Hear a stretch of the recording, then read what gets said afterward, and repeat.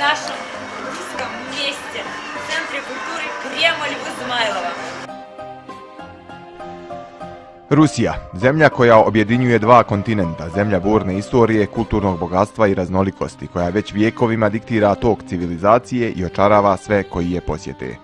Svi oni koji su posjetili Rusiju i njen glavni grad Moskvu mogli su se uvjeriti u to, a tako je bilo i s nama. Uvjerili smo se da je Moskva grad beskonačnih bulevara, ogromnih trgova, grad ruske zime i slovenske duše. Prvi susret sa najvećim gradom Ruske federacije prevazišao je sva naša očekivanja. Iako zbog svog geografskog položaja pripada području umjerene kontinentalne klime sa temperaturama ljeti do 25 stepeni, a zimi do -10, nama je bilo toplo, prije svega u susretu s ljudima. Ljubav na prvi pogled, a pogled nema kraja. Sve riječi nisu dovoljne da opišu ovu carsku prijestolnicu i njenu ljepotu. Svakako da ovaj grad nije moguće upoznati samo u jednom putovanju. Crveni trg i hram Svetog Vasilija Blaženog, Kremlj, zvanična rezidencija ruskog predsjednika, Lenjinov mauzolej, Boljšoj teatar, crkva Hrista Spasitelja, moskovski metro, vernisaž, Ismailovski Kremlj, samo su neke od impozantnih građevina koje krase rusku prijestolnicu. Ako ste mislili da u Rusiji postoji samo jedan Kremlj, prevarili ste se. Kremlj je u stvari odbrambeni zid i postojalo je više takvih građevina širom Rusije. Kremlj je bio teško osvojiv dio grada, njegovi zidovi su predstavljali posljednju moguću prepreku neprijatelju. U početku su bili podignuti od drveta, a kasnije za njihovu gradnju korišćen kamen. Ismailovski Kremlj se nalazi odmah uz kompleks Vega hotela koji je napravljen za Olimpijske igre 1980. godine. Ova šarena tvrđava samo po imenu podsjeća na moskovski originalni Kremlj. Unutar kompleksa nalazi se vernisaž, muzej vodke, krastavaca, zabavni park.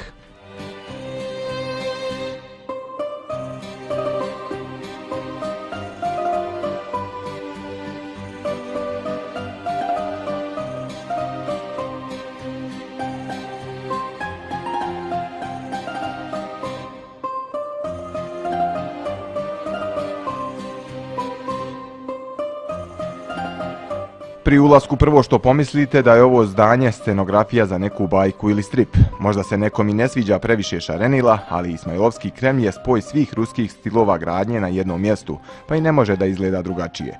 Svo to šarenilo vratilo nas i u djetinjstvo i vrijeme ruskih crtanih filmova. U parku postoje kartonske kulise, kroz koje provučeš glavu, pa postaneš junak iz bajke. Baba Jaga, Vasilisa prekrasna, princeza iz bajke 9 paunica, šta god ima šta dozvoljava. Za vječitu djecu u srcu ovo je mjesto zaista izmišljeno.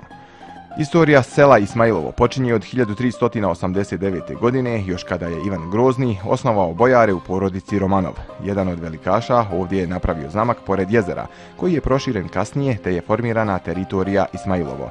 Nažalost, sve je to stradalo 1812. godine u vrijeme kada je cijela Moskva gorjela kako bi se suprotstavila Napoleonovom napredovanju.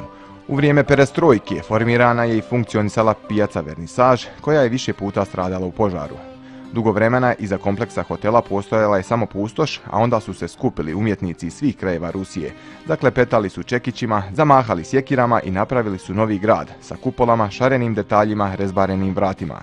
Stoga u Ismailovskom Kremlju postoje i drveni i zidani dijelovi. Majstori su uzeli zanimljive elemente iz svih utvrđenja širom Rusije.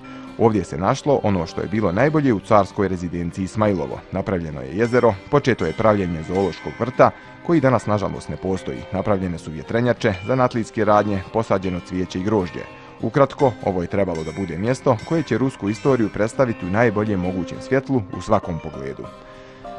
Treba istaći da se ulaz u Ismailov Kremlj ne naplaćuje. U okviru Ismailov Kremlja nalazi se poznata pijaca suvenira Vernisaž. Ovdje možete naći sve što bi vas posjećalo na Rusiju, marame, babuške, šubare i još mnogo toga.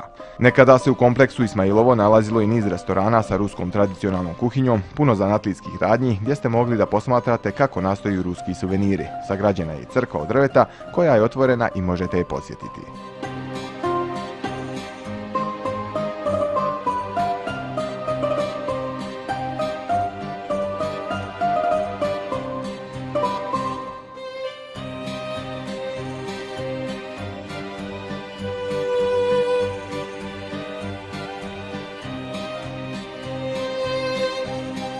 U zidinama Ismailovskog Kremlja nalazi se muzej vodke. U muzeju možete vidjeti zanimljivu zbirku koja pokazuje 500-godišnju istoriju ruske vodke od trenutka pronalaska do danas.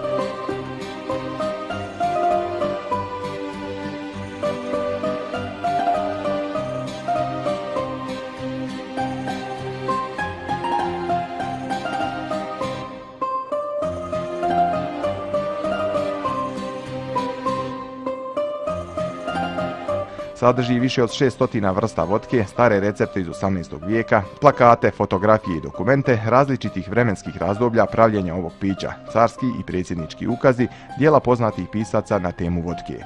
U postavki muzeja nalaze se stare etikete i boce, od škalika i kosuške do štofa i četvrti. Zatim su tu i mjere za zapreminu pomoću kojih su u krčmama i gostionicama isporučivali vodku kupcima, od čuvenog vjedra do sorokovke. Muzejska postavka podijeljena je na epohe: drevno-ruska epoha, Rusko carstvo, Veliki otadžbinski rat, SSR i savremena Rusija. U muzeju su predstavljeni drevni ruski aparat za sublimaciju sirovine koja sadrži špirit, istorijski dokumenti, portreti utemeljivača industrije alkoholnih pića i osoba povezanih sa istorijom vodke, različita ambalaža, obilježja proizvodnje alkoholnih pića. Prilikom posjete muzeju saznali smo sve o istoriji i tehnologiji proizvodnje čuvenog pića, o osnovnim komponentama, čuli zabavnu priču o tome kako je vodka mogla uticati na tok važnih historijskih događaja u Rusiji. Saznali smo i to kakva je bila sklonost ka alkoholnim pićima predstavnika ruske carske dinastije, a također i o pojavi savremenih tradicija ispijanja vodke. Ruski muzej vodke otvoren je svaki dan, a zbog velikog broja posjetilaca ispred muzeja se stvaraju redovi ljudi željnih da vide kako muzej izgleda, čuju sve o istoriji pića i Rusije, te degustiraju mnogobrojne vrste vodke koje muzej posjeduje.